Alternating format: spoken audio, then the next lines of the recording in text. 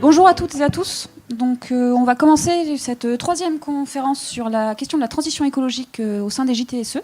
Alors, pour ceux qui étaient sur la précédente, donc c'est encore moi qui vais animer cette table ronde. Donc, moi, c'est Laetitia Zappella et je travaille au sein d'un cabinet conseil sur les questions de transition écologique et sociale au sein du secteur de l'événementiel, culturel, sportif. Cette table ronde aujourd'hui, cette troisième, elle est sur les tournées. Donc repenser les tournées, un enjeu écologique. Donc que ce soit du routing à la mutualisation du matériel, quels sont aujourd'hui les leviers en fait qui peuvent rendre et aider à rendre les tournées plus respectueuses de l'environnement. On a 4 intervenants aujourd'hui. Donc Mathias Lelier, Hichem El Garache, j'allais dire Gabra, Hugues Barbotin et Aurélie Annedouche, c'est ça. Donc Aurélie Annedouche, donc du SMA. Hugues Barbotin qui va représenter Music Declares Emergency. Désolé pour mon accent. Hichem qui représente Kajibib et Mathias qui représente Live Nation et aussi en partie le Prodis. Voilà. Donc, en tout cas, il vient de la part du Prodis. En partie. Voilà, donc je vais peut-être commencer par vous laisser la parole pour vous présenter les uns les autres et également en profiter pour nous dire à la fois qui est votre structure et aussi sur ce sujet-là, quels sont pour vous les enjeux principaux. On va commencer par ça. Je vous propose de faire dans l'ordre d'assistance assise. Bonjour à toutes et à tous. Je suis donc Mathias Lelier, je suis le directeur général adjoint de Live Nation France. Donc Live Nation, c'est un groupe mondial. On produit des tournées, des artistes, des concerts, des festivals, également des salles. Et voilà, donc on a abordé le sujet maintenant de la RSE depuis plusieurs années. Et comme j'ai échangé avec Hichem sur le sujet, nous on a la spécificité en fait de le faire de manière transversale au travers de toutes les facettes de nos métiers. Et puisque tout c'est un écosystème où tout est interconnecté et quand on veut aborder ces sujets-là, c'est vrai qu'il faut que ça se fasse dans un ensemble. Et donc on a au sein du groupe, au niveau international, une charte qui s'appelle Green Nation, qui est un programme en fait qui est en particulier dédié à la réduction des émissions avec des engagements calqués sur la charte de l'ONU. Et par ailleurs, nous, au sein du Prodis, que je représente aujourd'hui, on a un copil, on est plusieurs productions à réfléchir ensemble sur ces problématiques liées aux tournées, au festival. Et on est en cours, on travaille à une certification ISO 20021 au sein de Live Nation France, pour ce qui nous concerne nous directement sur notre marché local. Et on fait partie aussi de la Convention des entreprises pour le climat, au sein de laquelle en fait, on a fait partie d'un programme de 150 entreprises qui ont travaillé, œuvré à repenser leur modèle, d'ailleurs plus sous une optique, on va dire, un peu régénératrice, et pour aboutir à des feuilles de route qui ont été publiées d'ailleurs assez récemment. Et nous, on le faisait dans le cadre du secteur donc du divertissement culturel. Voilà un peu les gros axes sur lesquels on travaille ces sujets. Bonjour, du coup Hichem de l'association Kajibig. Donc nous sommes un acteur de la mutualisation sur la région Auvergne-Rhône-Alpes, qui fédère aujourd'hui une centaine de structures qui mettent en commun des ressources et se partagent l'usage de parcs de matériel et de ressources, aujourd'hui matières et matériaux. J'ai perdu le fil. C'était quoi? Juste ça en fait, hein. Ouais. L'enjeu il est vital à la fois pour nos secteurs d'activité, nos emplois évidemment, et d'une certaine manière pour tout le reste de l'humanité. Pour nous, en fait, je suis désolé, je suis hyper fatigué, quoi. J'ai perdu ton prénom. Mathias. Donc Mathias, il parlait d'action transversale du fait de son écosystème entrepreneurial. Nous, du coup, on parle plutôt de transsectorialité et d'écosystèmes territoriaux. Du coup, puisque nous, notre action, en fait, elle se fait véritablement sur les territoires avec un ensemble d'acteurs qui peuvent être assez différents, puisque ça va aller des petits collectifs d'artistes à des très très gros festivals, puisque parmi nos contributeurs historiques, il y a Mediatone, il y a les Nuits Sonores, il y a Woodstower, qui sont sur notre région quand même des acteurs culturels majeurs.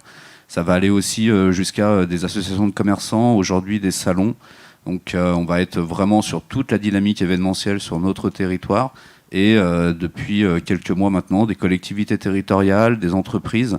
Donc on travaille vraiment plus la notion de développement durable liée au territoire et à la multitude d'acteurs qui le peuplent plutôt que uniquement sur un secteur d'activité. Juste pour faire une petite parenthèse, on n'est pas là par hasard non plus, parce qu'en fait, ça fait quand même 20 ans qu'on est dans les festivals. Pardon, je sais pas.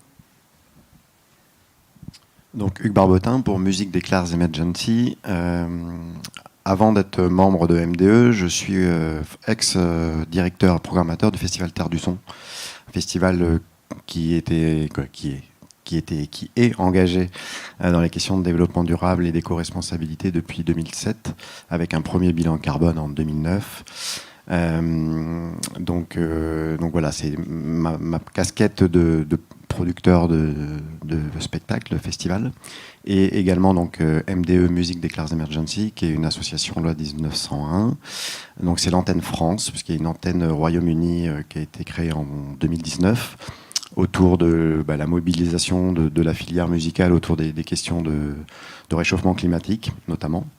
Donc l'association s'est créée en France en 2021, donc autour de différents acteurs, donc même publics, artistes. L'objectif, c'est de fédérer un maximum de gens autour de ces questions-là, de réussir à créer des lieux aussi d'échange.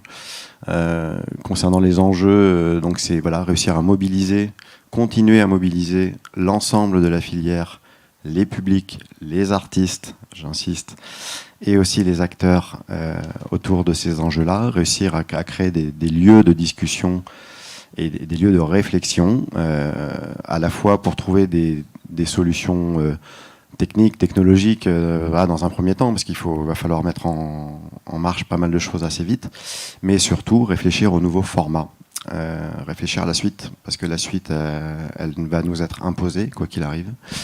Donc si on ne réfléchit pas maintenant, si on ne se met pas en ordre de marche maintenant, et si on ne réfléchit pas à de nouveaux formats, on va prendre ce qui arrive, on va le prendre en pleine face. Donc il faut anticiper tout ça. Et donc le rôle de MDE, c'est de mettre tout le monde autour de la table le plus vite possible et de discuter et de voir comment on peut faire avancer un peu le schmilblick et trouver des solutions de format. Donc Auréliane Douche, je dirige le SMA, le syndicat des musiques actuelles. On est une organisation qui rassemble près de 600 entreprises de la filière des musiques actuelles, donc à la fois des salles de concert, des festivals, des producteurs de spectacles, des producteurs de disques, des centres de formation, des radios, des fédérations et des réseaux, autour de notions de diversité, d'ancrage local fort et puis de mission de service public. Et pour ce qui est du lien avec la thématique qui nous rassemble aujourd'hui, on a beaucoup en fait d'adhérents qui sont impliqués en fait sur ce sujet déjà depuis plusieurs années. Enfin, tu disais par exemple que Terre du Son a fait un bilan carbone en 2009, donc ça date déjà, c'est déjà assez loin. Et effectivement, des adhérents qui sont en général assez attachés aux questions sociétales, sur les questions d'égalité femmes-hommes, sur les questions écologiques.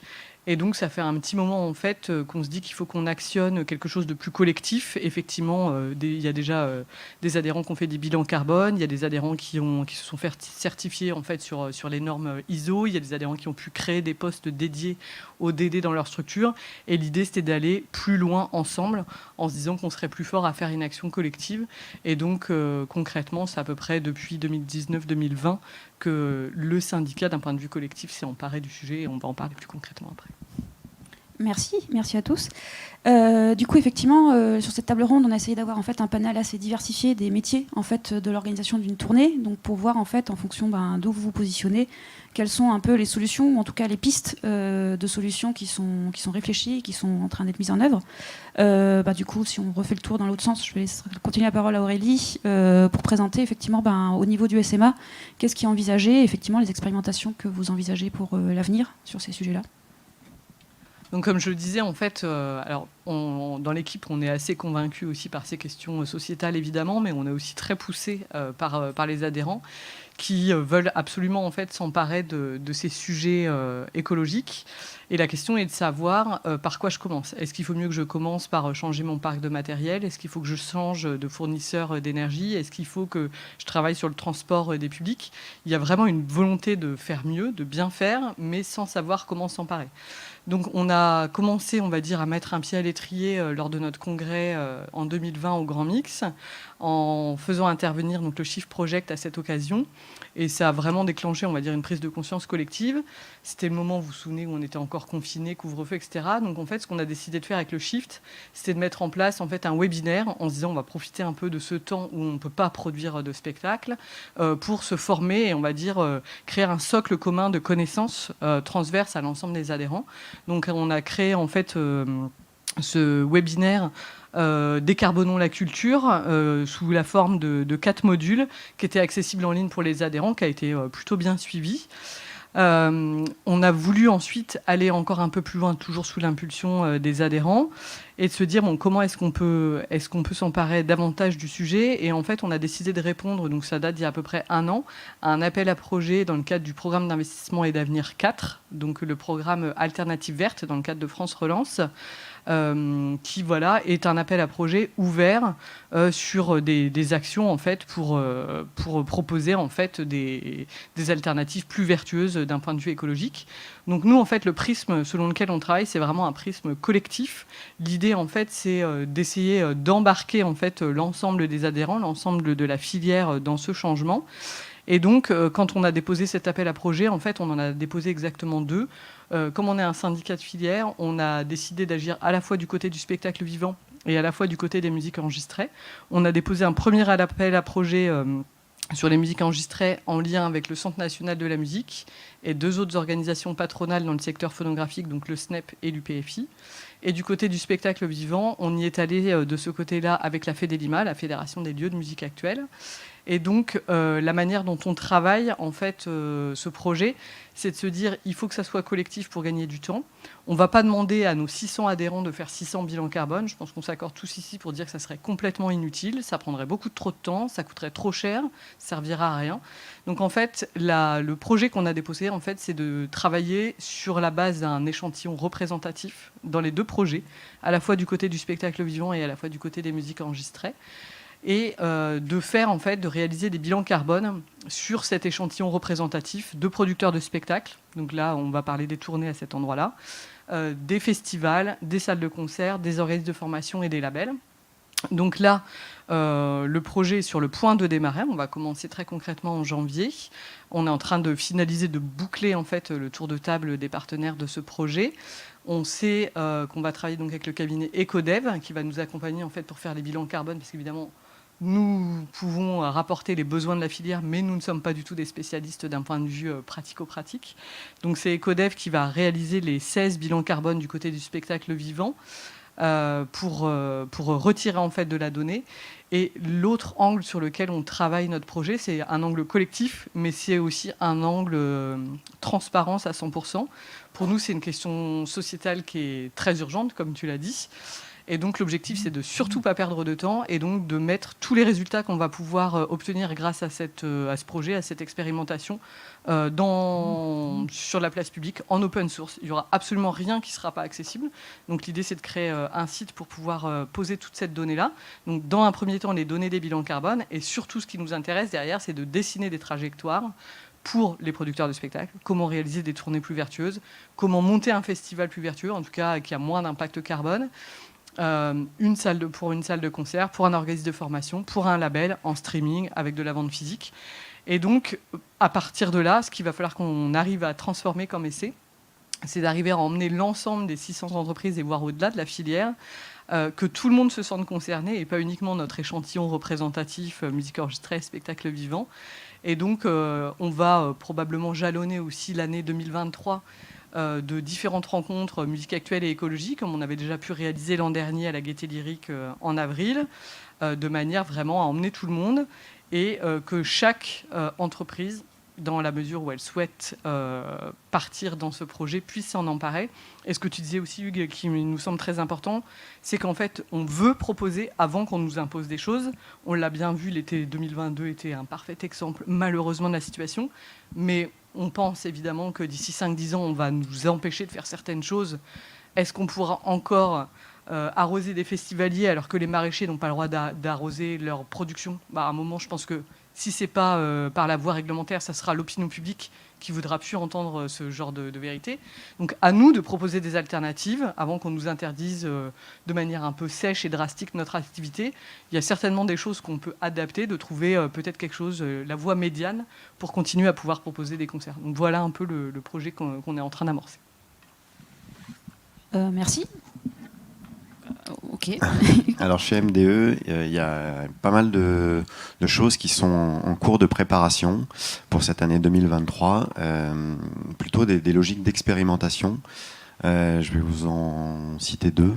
Donc il y a un projet de tournée en région, donc une tournée de sensibilisation qui va avoir lieu à l'échelle des régions, pendant lesquelles on va mettre en place des conférences, on a appelé ça.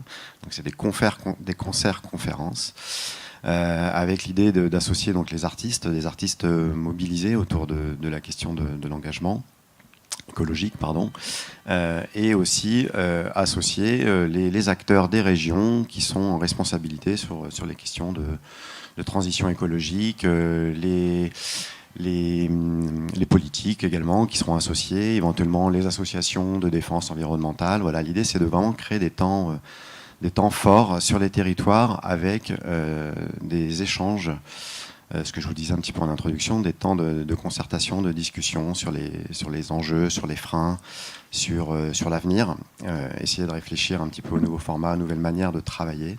Donc ça va être des temps qui vont se dérouler avec la présence d'artistes au maximum. Donc l'idée c'est de mobiliser les artistes aussi et les publics puisqu'ils font partie de l'équation. D'ailleurs, ils sont, je pense, une des clés essentielles de l'équation. On pourra en parler plus en détail si vous le souhaitez pour la suite. Donc voilà, l'enjeu de ces tournées, ça va vraiment être de mobiliser, de prendre le temps sur une échelle de territoire, de discuter et de pouvoir échanger un petit peu sur ces bonnes pratiques aussi, et d'amener des expérimentations aussi, comme celle qu'on a évoquée que vous avez évoquée sur la table ronde d'avant, sur la question notamment de la maîtrise des énergies, c'est-à-dire comment on fait aujourd'hui pour mieux gérer ces questions énergétiques. Déjà on apprend à connaître comment on consomme, donc il y a des solutions qui sont en train d'être mises en place, même au niveau du SMA avec Jarring Effect et SOWAT. Comment on peut calculer son énergie, sa consommation. Donc l'idée c'est d'intégrer lors de cette tournée des outils qui vont permettre d'expérimenter ces choses-là. D'intégrer aussi la question de la mobilité, donc pouvoir calculer aussi et faire prendre conscience au public que leur déplacement a un impact. Donc mettre en place un système de calculateur en temps réel, un calculateur live d'impact carbone de la mobilité des publics, et créer aussi des temps de discussion autour de ces choses-là. Donc ça c'est le premier projet qui va se mettre en place. Donc 2023 sera une première étape, et l'idée c'est au fur et à mesure des années de pouvoir créer ces temps comme un rendez-vous aussi régulier autour de ces problématiques-là. Et la deuxième expérimentation, le deuxième projet qui va plutôt se jouer à l'échelle européenne. Donc là, on rentre aussi dans des logiques de tournée pour des artistes qui tournent à l'international. C'est une vraie problématique, notamment sur la question des transports, mais pas que.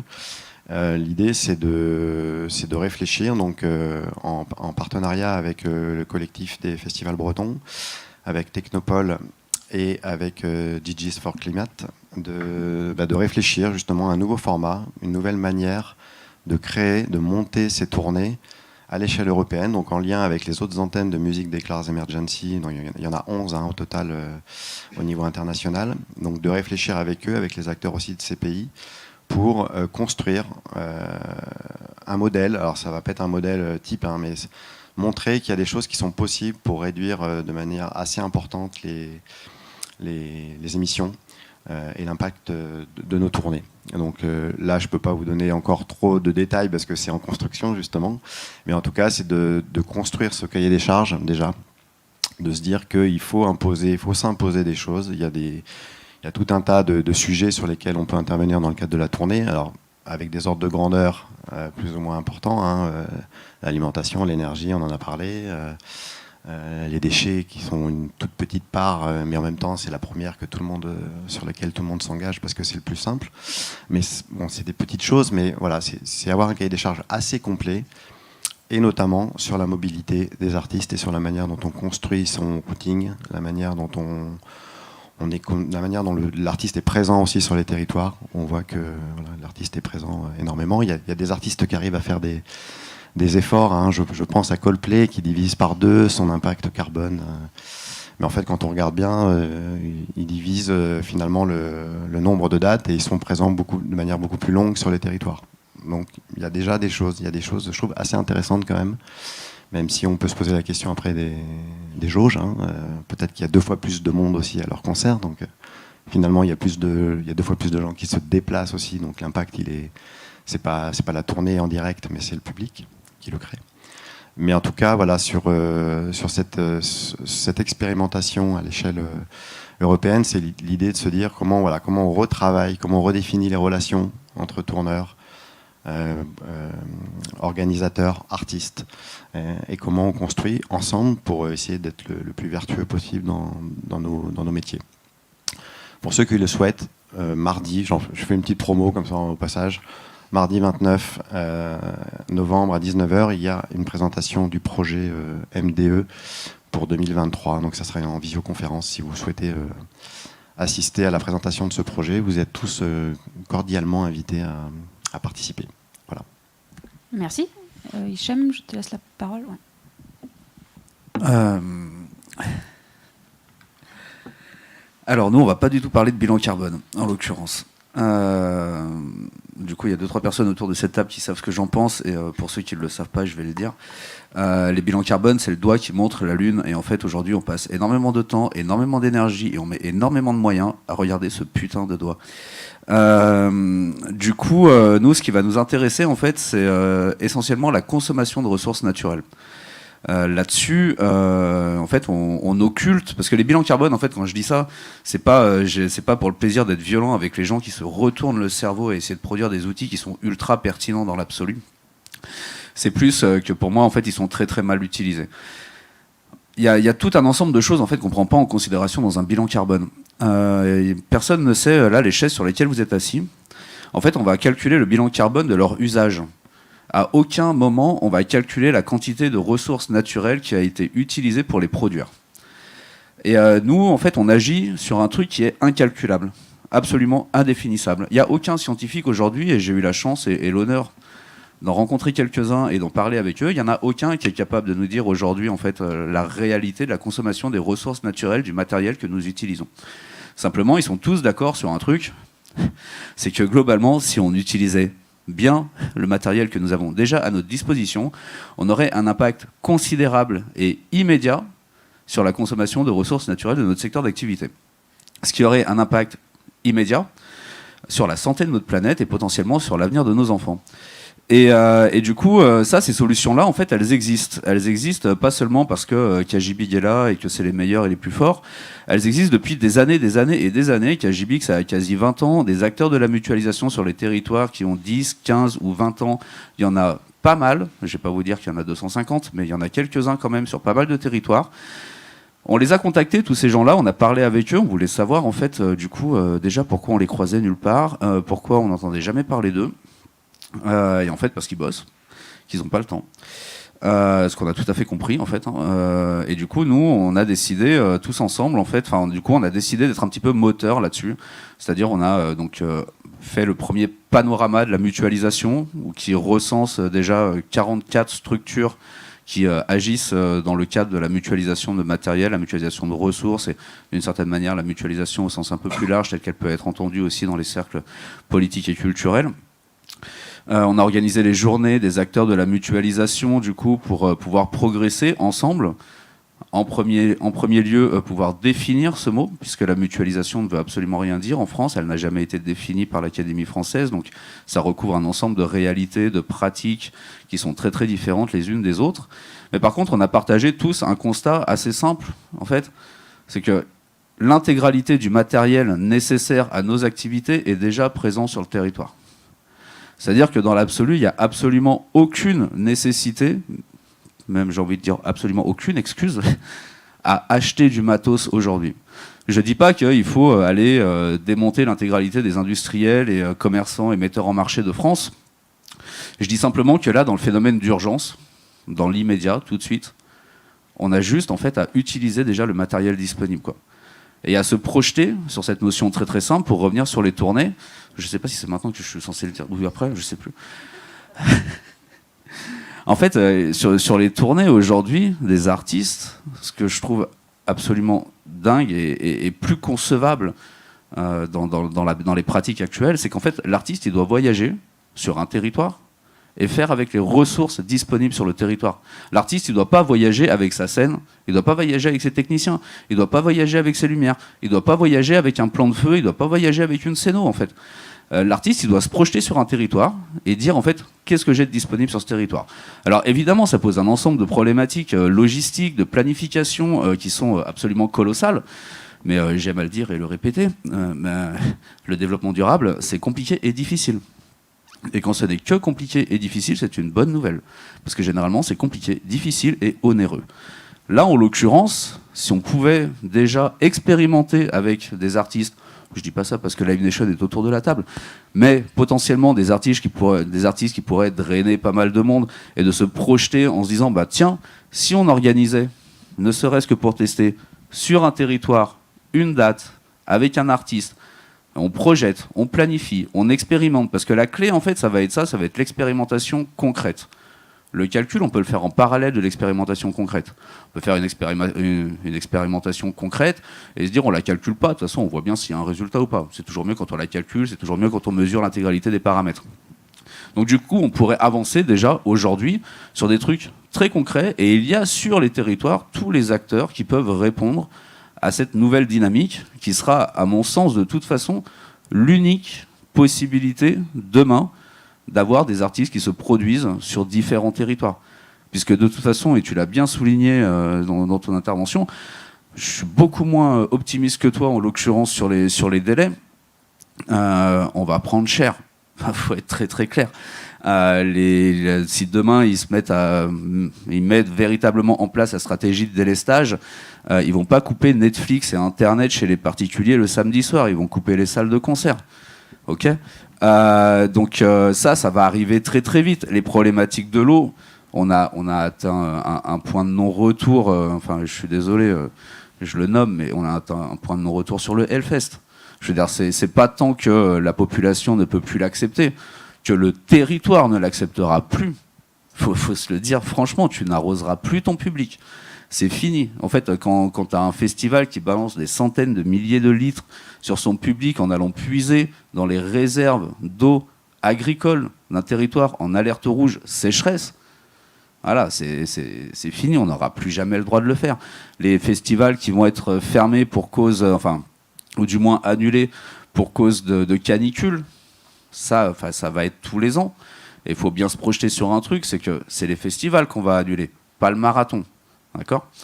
La culture, on a eu la démonstration sur les 3 dernières années, et j'imagine que c'est partagé, je le dis juste pour la forme, mais il faudrait être profondément aveugle pour n'avoir pas compris que le premier truc qui sautera à chaque fois, qu'il y aura un problème de pollution, qu'il y aura un problème de chaleur, qu'il y aura un problème de pénurie, de quoi que ce soit, ça sera la culture.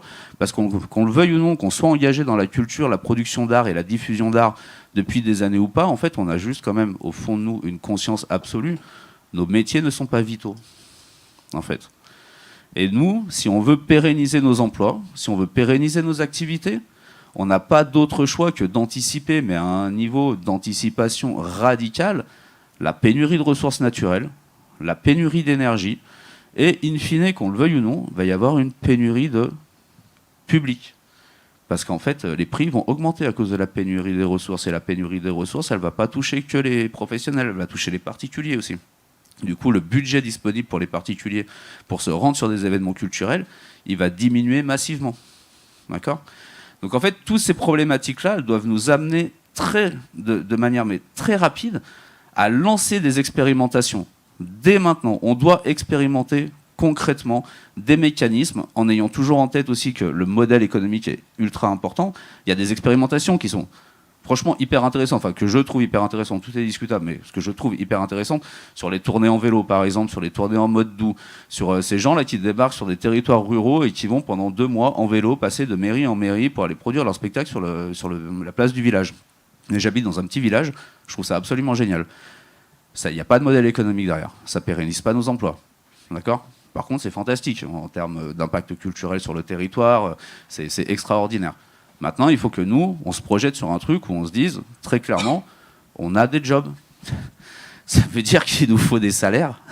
Donc il faut un modèle économique, il faut créer de la valeur ajoutée. Mais par contre, il faut créer de la valeur ajoutée sans consommer de ressources naturelles. Et là-dessus, je suis bien obligé de le dire, les acteurs de la mutualisation sont la solution. C'est à moi, du coup, je crois. Mais non, moi je suis... quand même très largement aligné avec tout ce qui s'est dit là. C'est vrai que nous, on a la chance, de par notre activité, d'être directement en prise avec le réel sur les tournées, sur les festivals. Et du coup, on peut expérimenter, on peut mettre en place, essayer de mettre en place plein de choses.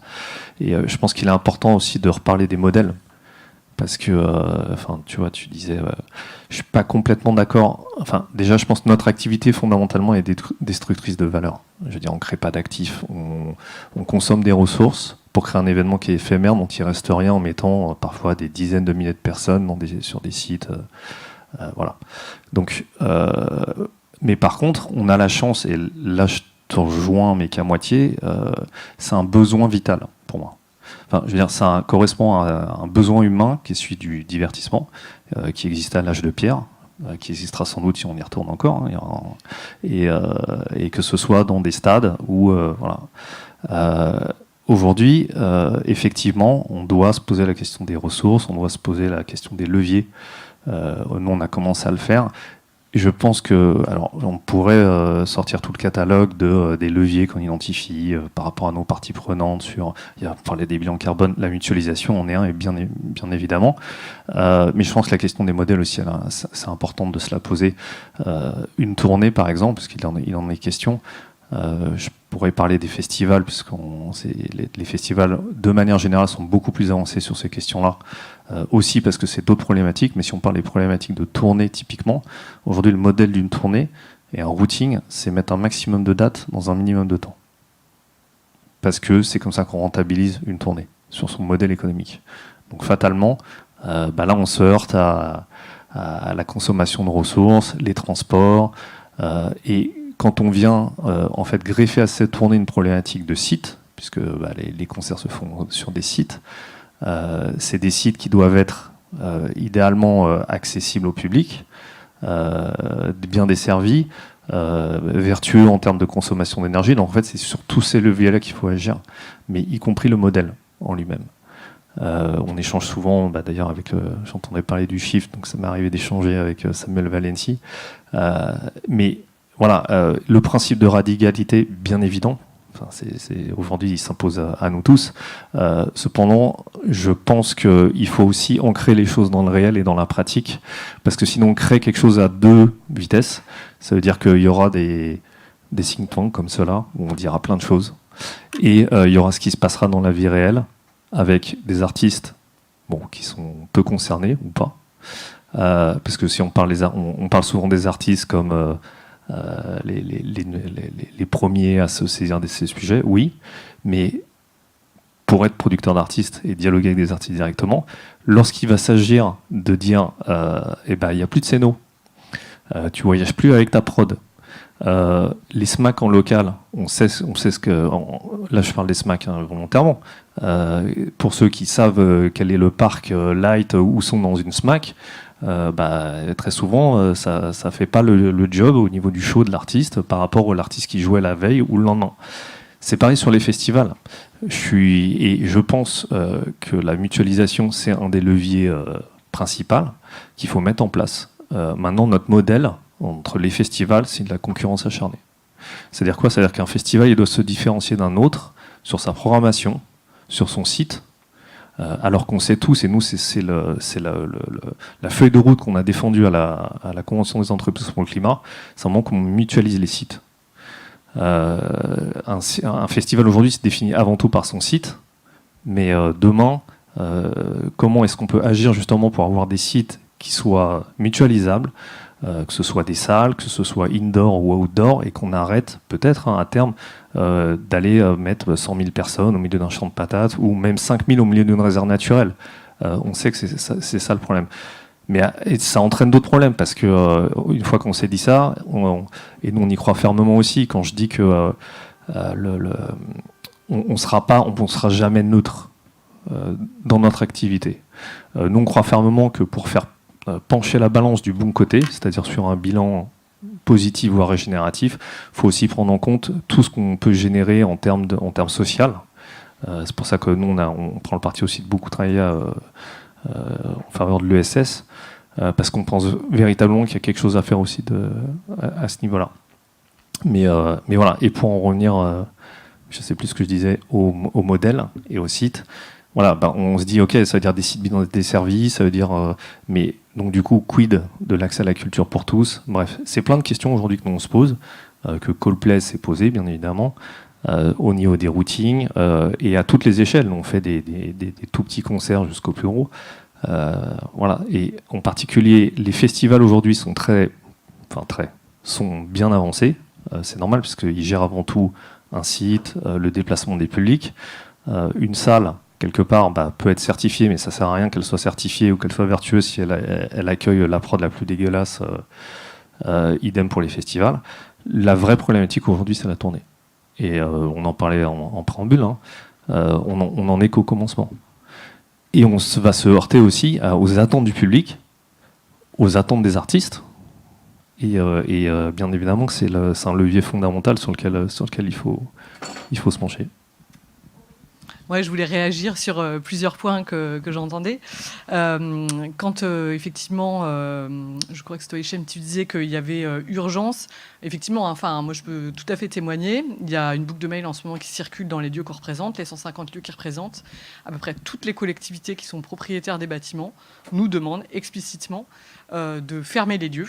Donc là, en fait, une semaine aux vacances de Noël, et après, ce sera à minima une semaine à toutes les vacances. Et il y en a aussi qui demandent de fermer pendant 1 mois cet hiver. Donc ça veut dire pas de date de diffusion, mais ça veut dire aussi pas de résidence. Donc ça veut dire pas de création. Donc clairement, on est déjà dedans.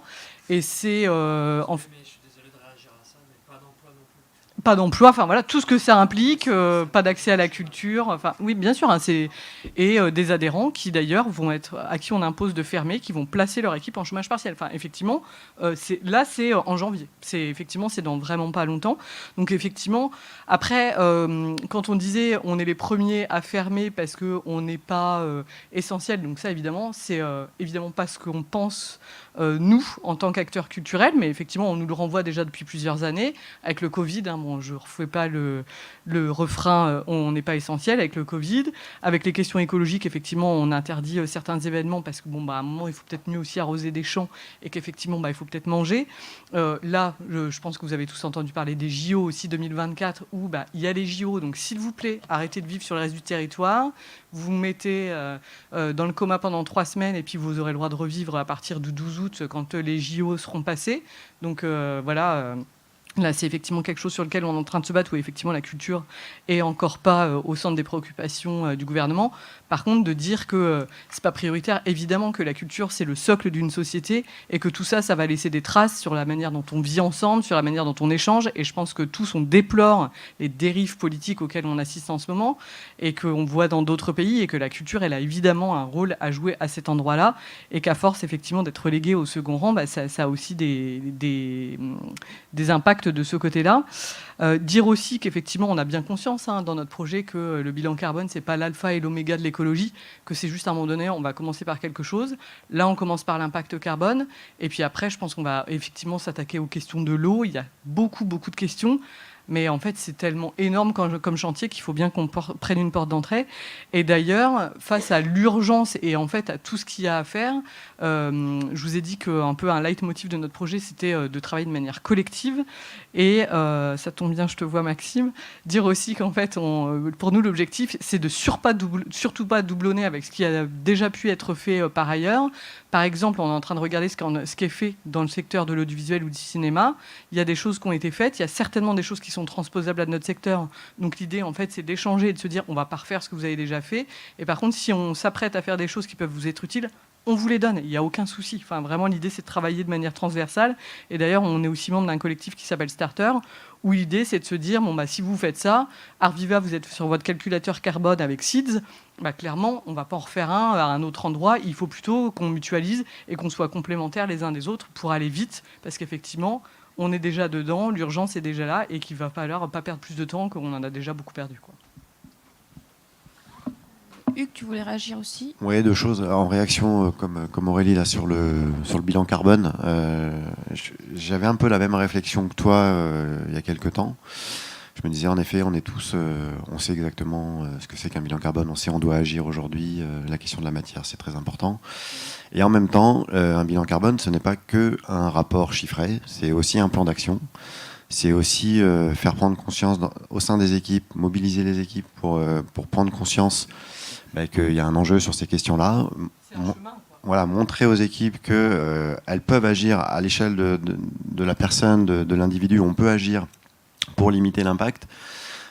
C'est vraiment un processus interne alors qui arrive à un chiffre final, en effet, qui en soi n'a pas forcément de valeur, parce qu'en plus ça dépend du périmètre que tu te donnes au départ, ça dépend des équivalents carbone que tu prends, ça dépend de tellement de choses que le chiffre, tu peux lui donner la valeur que tu veux presque. Mais n'empêche que ça enclenche dans l'organisation une réflexion et ça permet d'avoir quelque chose de très factuel et de se dire, ah oui, bon là on consomme, nos émissions c'est ça, il faut qu'on fasse tout pour quand même les limiter, pour les réduire. Voilà, ça c'était sur la dimension bilan carbone et je sais qu'il y a encore plein d'autres leviers. La question de la biodiversité, c'est une évidence. Voilà, il y a d'autres choses sur lesquelles il faut agir, mais c'est un point, ça peut être un point de départ pour les gens qui sont sceptiques en fait sur le fait que leur activité a un impact. Ça c'était une chose. Et après sur la question des formats, je pense que c'est quand même mutualiser des sites, etc. Je pense que ça dénature aussi quand même un peu les événements. Je pense que la particularité de chaque événement, c'est justement aussi ce site, la manière d'accueillir les gens, un lieu un peu particulier, une ambiance particulière. Mutualiser les sites, moi je suis pas convaincu. Par contre, la question du format, du gigantisme, pour moi c'est une vraie question, puisque multiplié par 10, sa jauge publique, c'est multiplié par, je vais dire bêtement, mais c'est multiplié par 30 son impact environnemental. Ce que je veux dire, c'est que l'impact environnemental, il est exponentiel à la jauge. Il n'est pas proportionnel. Donc ça, c'est aussi quelque chose qui est très important sur le fait que plus il y a de monde, plus l'impact il est fort. Donc je pense qu'à un moment donné, il va falloir aussi se dire, arrêtons d'accueillir 100 000 personnes sur un site de festival et limitons et mettons peut-être, je sais pas, une jauge limite, voilà, l'inscrire dans la loi et dire une jauge limite, ça va être 40 000 personnes, peut-être, c'est déjà beaucoup, 40 000 personnes. Et là, on peut en faisant ça aussi limiter quand même considérablement les impacts. Et après, sur la question des tournées, je pense que le schéma en effet actuel, il est sur ces logiques de le plus de dates possible dans un minimum de temps. Mais je pense que c'est sur le schéma actuel et les modèles financiers actuels, mais il y a d'autres manières de réfléchir pour que ce soit pas ce système-là qui soit la règle en fait. Avec des réflexions justement, des collaborations, des nouvelles manières de travailler sur les territoires. Ce que disait Hicham aussi, c'est comment, à un moment donné, je m'inscris sur le territoire, comment je travaille avec les gens qui sont là aussi, et comment je fais vivre ce territoire, comment je prends le temps en tant qu'artiste de venir à la rencontre aussi des publics. Je pense que c'est quelque chose qui est aussi très très important. Alors en effet, le rapport à l'argent va certainement devoir évoluer. On est dans un rapport très fort, très permanent.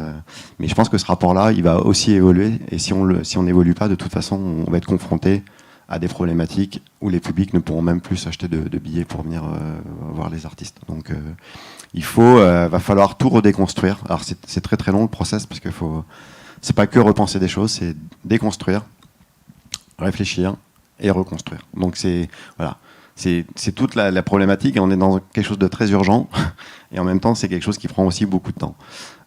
Donc c'est pour ça qu'on trouve aujourd'hui des solutions, des techno-solutions, ce que j'appelle moi, on essaye de limiter au maximum en mettant en place voilà, des choses qui vont limiter les consommations d'énergie ou on va voilà, diviser par deux les dates de tournée. Mais bon, c'est pas des solutions en soi, quoi. La solution, c'est aussi les changements de comportement et le changement de comportement aussi des artistes.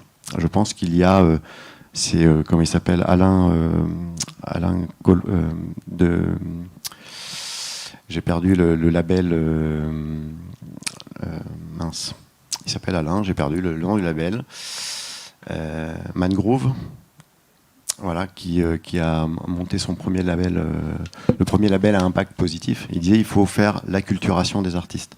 C'est-à-dire que les artistes aussi, à un moment donné, il faut qu'ils prennent conscience de ce qui se passe. C'est aussi à eux de jouer un rôle à la fois dans les récits qui vont pouvoir présenter au public, mais aussi dans leur manière de gérer leur tournée, leur carrière. C'est aussi eux qui sont en lien avec les tourneurs. C'est eux qui ont un poids, pour moi, très fort aussi dans cette manière de reconstruire la manière de tourner, la manière de déployer la manière, pardon, de partager leur création.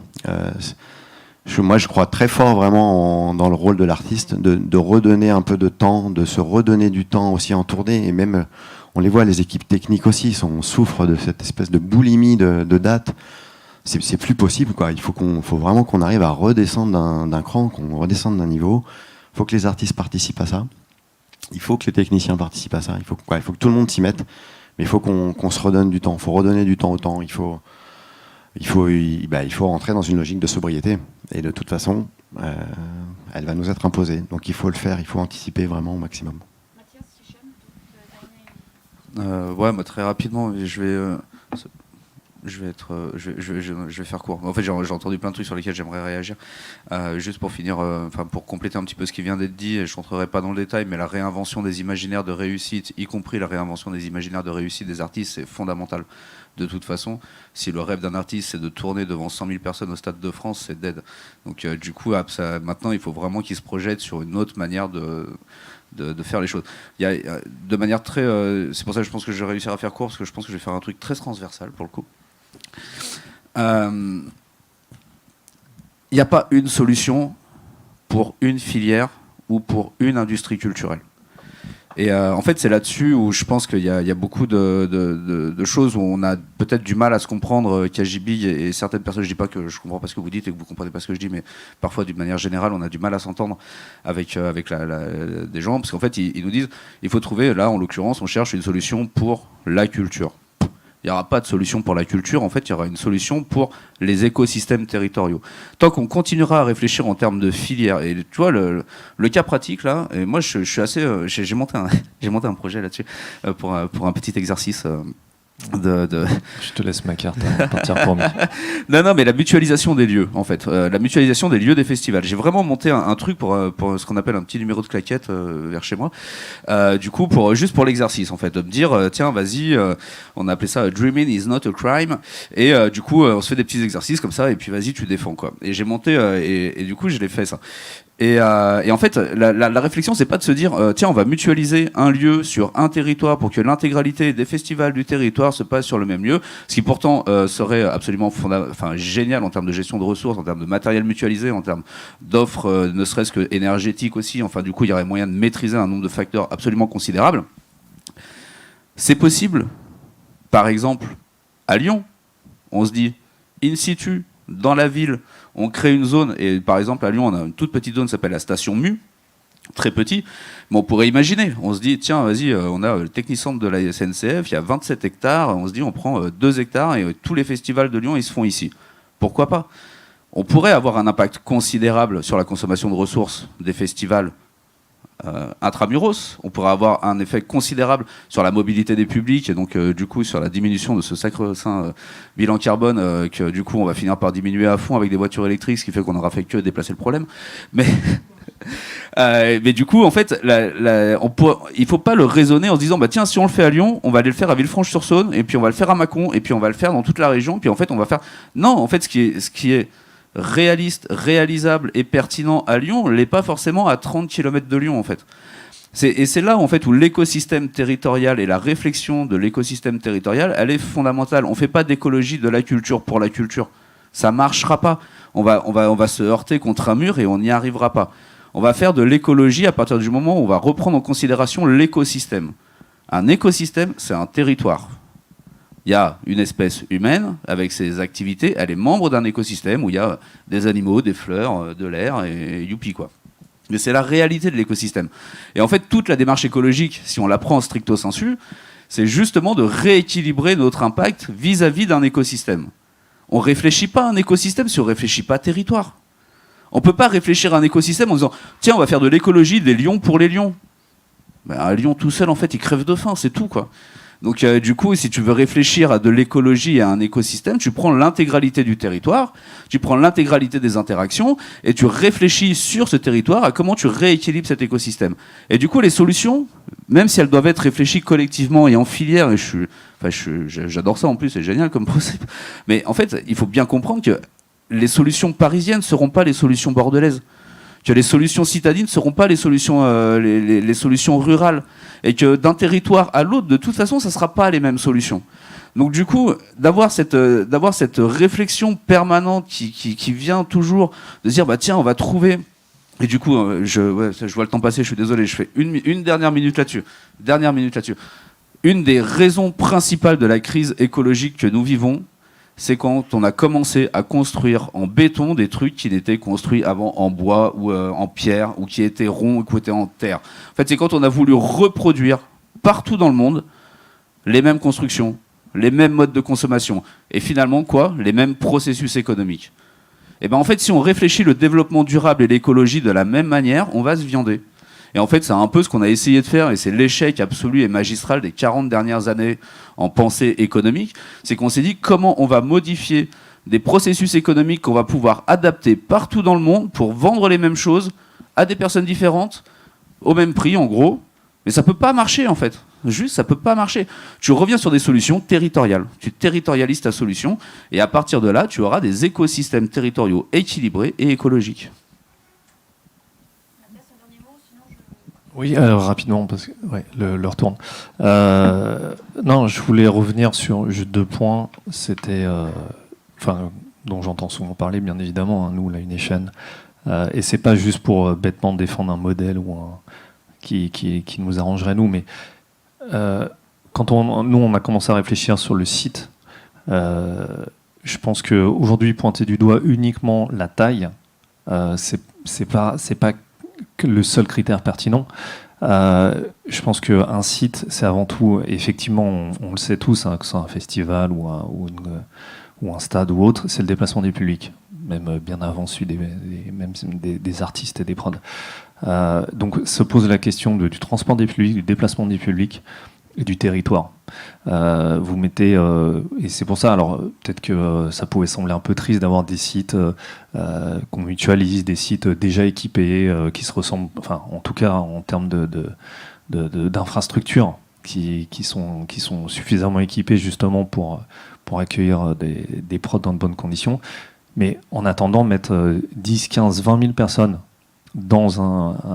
sur un site qui est déjà équipé pour, versus mettre 5 000 ou même 10 000 au milieu de nulle part, et sans même parler d'une réserve naturelle, je pense qu'on ne parle pas de la même chose, de toute façon en termes d'impact. Ça, c'était ce que je voulais dire aussi au sujet de tout de suite pointer du doigt les capacités et que le gigantisme, bien évidemment, plus les prods sont grosses, plus on dépasse de flics. Mais néanmoins, c'est pour ça que je parlais aussi de site avant tout et de réflexion sur le site.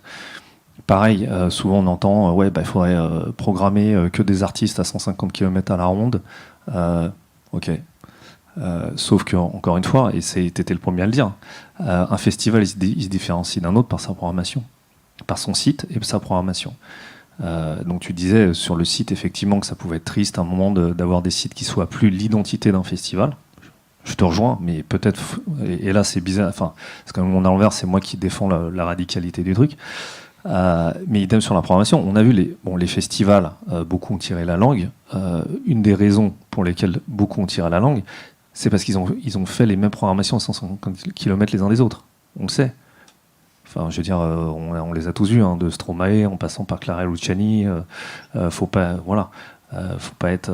Il y a eu un vrai déficit de ce côté-là. Donc, à un moment, ça se pose aussi la question qu'est-ce qu'on veut, qu'est-ce qu'est l'identité de nos événements? Comment on se différencie? Parce qu'à partir du moment où on parle de mutualisation, comment on fait de la mutualisation sans se ressembler les uns les autres?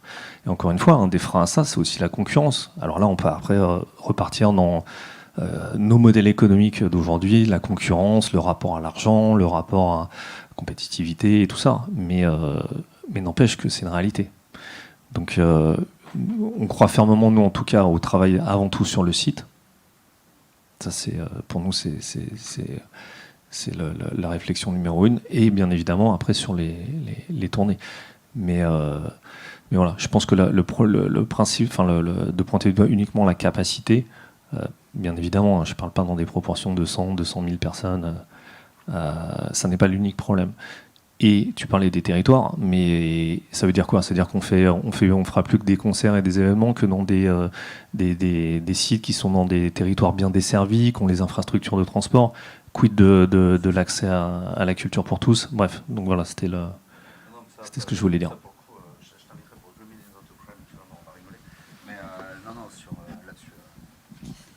Alors, il est 16h28, donc on a 2 intervenants qui doivent partir à 16h30. Mais voilà, mais s'il y a une question ou deux, on peut peut-être prendre les questions. Et ceux qui doivent partir, je laisse partir. Comme ça, voilà. Question. Déjà, merci beaucoup pour toutes ces discussions très intéressantes. Moi, j'avais une question par rapport à la mise en commun des sites, ou c'est peut-être plutôt une réflexion, par rapport à ce qui a été dit, notamment sur l'ancrage territorial. La mise en commun des sites, est-ce qu'elle concerne forcément des festivals de musique actuelle? Est-ce qu'on ne peut pas imaginer de mettre en commun des sites qui soient aussi destinés à d'autres types de festivals, cinéma ou musique classique, ou complètement autre chose, enfin d'autres types d'événements où les collectivités seraient par exemple porteuses de ce genre de projet, etc., pour justement éviter ce problème de singularité de chaque événement. Voilà, c'était juste une réflexion. C'est toi la mutualisation. La mutualisation. Non, encore une fois, je pense qu'il faut avoir des réflexions territoriales, et donc en fait, il faut prendre en considération l'intégralité des espèces qui vivent sur ce territoire. Les collectivités territoriales sont une espèce absolument... j'ai plus de vocabulaire, mais enfin, on ne fera pas sans eux. Hein. Du coup, évidemment que si on partait sur ces idées-là, mais en fait, tu vois, ça reste, encore une fois, ça me faisait rigoler d'entendre dire ça, parce que moi, ça a été vraiment un exercice de style de réfléchir à ça. Mais on pourrait imaginer absolument une zone. Et après, moi, plus que ce qui s'y passerait, c'est la manière dont elle serait gérée. Tu vois, enfin, c'est con, il est parti parce que du coup maintenant j'ai passé pour un gros hypocrite. Mais tu vois, ça m'embêterait que Live Nation devienne propriétaire de 8 hectares en plein cœur de la ville de Lyon et que ce soit eux qui décident. De la même manière, ça m'embêterait un petit peu que ce soit une collectivité territoriale et que ce soit assujetti à un contrôle démocratique, enfin in fine à un vote et à un changement possible de gouvernance. Donc du coup, comment on construit ce genre de dynamique? Là, il y a des vraies questions, mais surtout, en fait, à qui ça profite? Parce que tu vois, si tu fédères sur un site, ça veut dire que tu génères aussi de l'argent, de la valeur ajoutée, en fait, et cette valeur ajoutée, elle est attribuée à quoi, à qui? Enfin, toutes ces questions-là, elles sont hyper intéressantes, et du coup, je vais pas le faire là, mais enfin, tu vois, l'exercice lui-même d'avoir réfléchi là-dessus et tout, ça m'a vraiment amené à me poser plein de questions que je me serais pas forcément posées et qui du coup me donnent un petit peu de recul sur le truc. Mais ça devrait être le plus ouvert possible. Mais géré par qui, géré comment, selon quel modèle économique? C'est vraiment ça. Et en fait, de la même manière, et parce que du coup après je profite juste un peu, parce qu'après du coup je me casse, je prends mon train. Et de la même manière, je pense qu'en fait il faut vraiment que ce soit, et je le dis, et s'il y a une idée à retenir, c'est vraiment l'écosystème territorial la capacité d'un territoire à accueillir une démarche artistique, qu'elle soit de création ou de diffusion. Et en fait, cette adaptation, c'est-à-dire que ouais, tu peux envisager de faire une tête d'affiche, je sais pas, je suis largué sur les têtes d'affiche actuelles, mais genre quelqu'un qui fait venir 25 000 personnes ou 30 000 personnes dans un stade, tu fais ça dans une ville, du coup, ok. Est-ce que ça vaut le coup d'essayer de faire bouger 25 ou 30 000 personnes en zone rurale sous prétexte que tu avais un terrain libre où tu as pu monter un truc et tout? C'est une vraie question. Est-ce que c'est pertinent? Et en fait, dans quelle mesure les habitants du territoire où tu as monté ton festival, ils viennent réellement à ton territoire, enfin à ton festival? En fait, ces questions-là, elles doivent se poser réellement. Et je pense que vraiment d'envisager la tournée plus comme la tournée d'une œuvre artistique, mais vraiment la tournée de l'acte de création sur les territoires par un artiste, c'est vraiment le truc qui doit permettre aujourd'hui d'avoir très rapidement et très massivement un impact considérable sur la consommation de ressources naturelles. Et encore une fois, c'est aussi le dernier truc sur lequel, et après je me casse, je vous promets, le dernier truc, c'est vraiment d'essayer de raisonner le plus possible en termes de consommation de ressources naturelles et sans vouloir absolument démonter les bilans carbone. Mais du coup, il y a quand même un truc, moi, qui me fascine dans l'idée des bilans carbone, c'est qu'en fait, aujourd'hui, on a un super problème d'électricité. On a besoin d'un bilan carbone pour savoir qu'il faut qu'on éteigne la lumière en sortant. On a besoin d'un bilan carbone pour savoir qu'il ne faut pas qu'on fasse tourner les machines qui consomment à fond, que ça ne sert à rien. Enfin, on a besoin de ce bilan carbone pour se dire, j'ai mon compteur électrique, ça fait 25 piges que je vois ma consommation d'électricité augmenter. J'ai besoin d'un bilan carbone pour baisser ma consommation d'électricité. Et du coup, tu vois, ça me perturbe un petit peu. Pour moi, c'est un peu une manière, et je dis pas que c'est le cas de tout le monde, et je dis pas qu'il ne faut pas faire de bilan carbone. Je ne dis pas que ces outils ne sont pas nécessaires. C'est pas ce que je dis. D'accord? Je dis simplement que, en fait, à un moment, si ces outils, ils doivent nous amener à temporaliser nos actions, encore une fois, encore 1 an, encore 3 ans, encore 5 ans, c'est un vrai problème. Que s'ils sont utilisés en parallèle des actions concrètes, et que si on place vraiment le curseur de nos actions sur l'économie de ressources naturelles, ils sont super pertinents. Vraiment. À condition, comme je l'avais dit, je crois, à la Fédélima, à condition de faire double journée, en fait. Tu fais une journée d'action, tu fais une journée de mesure, pour moi, il n'y a pas de souci. Par contre, tu passes ta journée à mesurer, il y a un vrai problème. Donc voilà, et vraiment, la consommation de ressources naturelles, de toute façon, tu la quantifieras pas avec un bilan carbone. Et le vrai problème, il est là. Et l'exemple de la voiture électrique, là-dessus, il est quand même absolument frappant. Demain, tout ton public qui vient en voiture électrique, tu vas nous sortir un bilan carbone magique. Enfin, ça n'a pas de sens, quoi. Ça n'a pas de sens. La consommation de ressources naturelles pour produire des véhicules électriques, elle est débile. Donc en fait, tu vois, moi, ce qui me fait vraiment peur, c'est qu'on prenne trop de temps, là, aujourd'hui, à analyser ça. En fait, vraiment. Et qu'on prenne trop de temps à se poser tout un tas de questions dont on connaît pertinemment les réponses, quoi. Enfin, je veux dire, quand dans les SMAC, aujourd'hui, tu as des DT qui disent à des groupes en résidence « je ne sortirai pas les machines ». Putain, ça, c'est eux les vrais héros de la culture. Tu vois ? Quand ils disent « non, mais moi, je te fais une petite mise en scène, paf, paf, tu vas avoir 3 spots, 3 conneries, machin et tout, et c'est tout ce que tu auras sur ta résidence. Les grosses machines derrière, je les sors pas, parce que comme ça, maintenant, tu vas pouvoir tourner comme ça à minima. Un jour, tu te feras plaisir avec 1 ou 2 machines et tout. Mais en attendant, tu travailles comme ça. » Bah, tu vois, les vrais héros en fait, de la culture, les vrais qui sont en train d'enclencher la transition, c'est eux. Parce qu'en fait, ils ont tout compris. C'est non, en fait, je veux bien que tu sois un artiste, je veux bien que tu aies une utopie, mais en fait, tu vas faire avec la réalité, quoi. Tu vas faire avec ce qui est disponible. Tu vas louper ton train. Voilà. Est-ce qu'il y a une dernière question? Comme ça, on laisse partir. Et puis, est-ce qu'il y a une dernière question? Je suis vu de l'heure. Non, pas de question. Une dernière remarque de votre côté? Moi, juste sur l'histoire du bilan carbone, on va pas insister, hein, mais Merci. non, juste un peu par rapport à l'histoire des voitures électriques. Déjà, ce sera pas demain que tous les festivaliers viendront en voiture électrique, hein, ça c'est une certitude. Mais en tout cas, le bilan carbone, il va relever en effet la question de la mobilité. Et la mobilité, par contre, elle peut travailler d'une manière différente, et notamment avec les collectivités. L'objectif, c'est aussi de mettre dans la boucle les parties prenantes, c'est de mettre dans la boucle les collectivités pour qu'elles comprennent que la question de la mobilité des festivaliers est très importante. Donc on travaille du coup avec les parties prenantes et avec les collectivités pour mettre en place des solutions alternatives de transport collectif. Donc voilà, c'est aussi ça le principe, c'est d'interpeller les parties prenantes de la structure. C'est pas que en interne, c'est bien sûr sur l'écosystème. territoriale de la structure. Okay. Merci beaucoup. Au revoir. Merci tout le monde. Moi, je retiens aussi un fait on n'est pas revenu dessus en fait sur la question du public. Tu avais dit qu'on reviendrait dessus. Effectivement, il y a une question de changer les imaginaires, mais à la fois des artistes, mais également du public par rapport à nos attentes, puisque c'est aussi nous le public. Et après, les questions de modèle économique qui sont aussi revenues plusieurs fois. Voilà. S'il y a la moindre question, n'hésitez pas. Et puis, bonne journée à tous.